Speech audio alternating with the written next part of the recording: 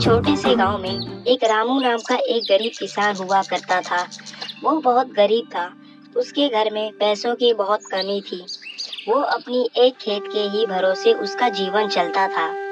एक दिन उसकी बीवी उससे कहती है, हम कब तक इस खेत में गुजारा करेंगे, हमें दूसरा काम तो ढूंढना ही पड़ेगा। अब मैं पढ़ा लिखा तो हूँ नहीं जो मैं नौकरी करूँगा। अब तक इस खेत में ही गुजारा करते थे, आगे भी इस खेत के ही भरोसे जीना पड़ेगा।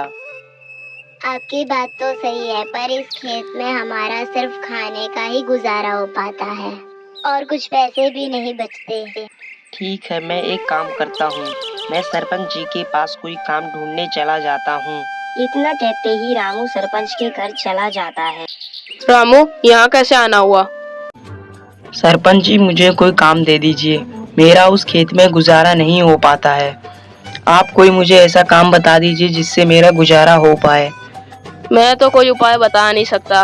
तुम तो पढ़े लिखे और समझदार हो नहीं, तो तुम्हें कहीं शहर जाना पड़ेगा। वहीं तुम एक अच्छी सी नौकरी ढूंढो, या वरना तुम्हें मजदूरी करनी पड़ेगी। तुम्हारे पास बस एक वही रास्ता है जिससे तुम पैसा कमा सकते हो। मैं एक काम करता हूँ, मैं शहर ही चला जाता हूँ, पर मेरे पास शहर जाने के लिए इतने पैसे नहीं है। सरपंच जी, आप मुझे कुछ पैसे दे दीजिए जिससे मैं शहर जा सकूंगा। पता ही था तू यहाँ पे नौकरी मांगने नहीं, भीख मांगने आया है। मैं तो तेरे को 1 रुपया भी नहीं दूंगा। जा, तेरे को जिससे मांगना है तू उससे मांग ले। अगर मैं तेरे को पैसा दे दूंगा तो तू उसकी शराब पी लेगा जाके। मैं तुम जैसे गरीब लोगों को अच्छे से जानता हूँ। मैं तुम लोग को 1 रुपया भी नहीं दूंगा। सरपंच जी, आप मुझ पे भरोसा कीजिए, ये सब मैं नहीं करता और मैं शराब को हाथ भी नहीं लगाता हूँ।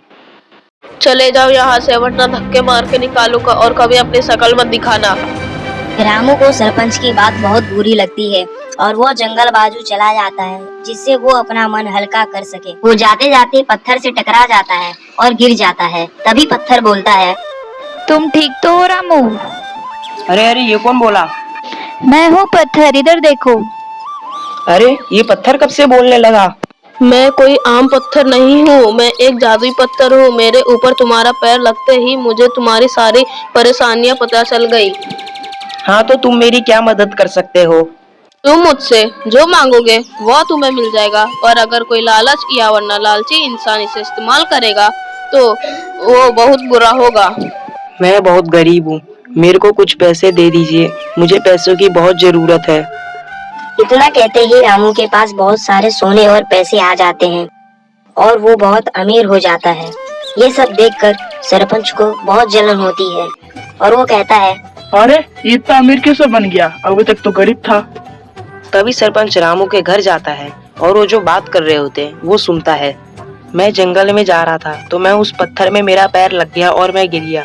उस पत्थर ने मुझसे पूछा, मैंने जवाब दिया और उसने मुझे बहुत सारा पैसा दे दिया, पर मैंने उसके सामने ईमानदारी दिखाई, तभी उसने मुझे ये सब दिया, नहीं तो मुझे नहीं देता वो।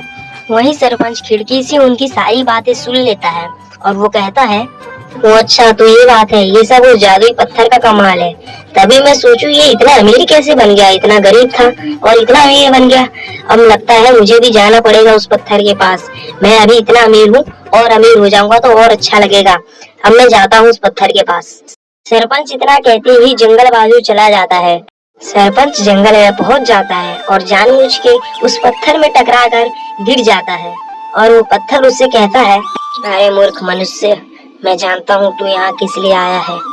रामू बहुत ईमानदार था और वो जब तेरे पास पैसे मांगने आया तो तूने उसे जलील करके भगा दिया। और एक बात याद रखना, मैं लालची लोगों की तो बिल्कुल ही मदद नहीं करता। तेरी तो मैं कुछ मदद नहीं करूँगा। तू बहुत लालची इंसान है, तू पैसों के लिए कुछ भी कर सकता है।